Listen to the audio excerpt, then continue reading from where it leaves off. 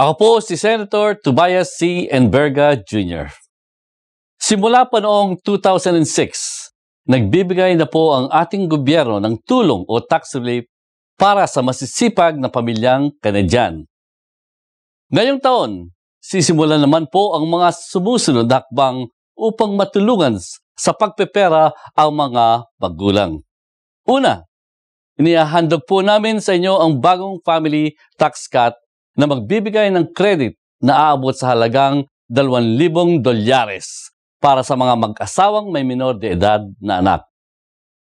Bukod pa dito, pinalalaki at pinalalawak na rin po ang Universal Child Care Benefit na magiging daan upang makapagbigay ng halagang aabot sa $1,920 taon-taon para sa mga batang may edad na 5 taon pababa at ng halagang $720 taon-taon para sa mga batang 6 hanggang 17 taong gulang.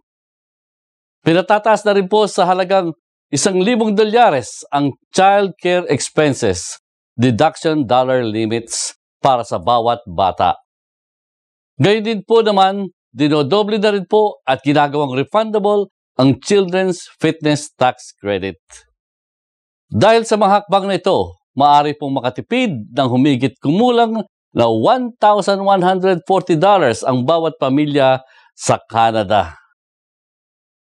Naintindihan po ng ating conservative government na magastos ang magkaroon ng pamilya sa mga panahong ito, kung kaya't isasakap tuparan ang mga hakbang na nabanggit upang makatulong sa pinansyal na pangangailangan ng bawat pamilyang Canadian. Maraming salamat po.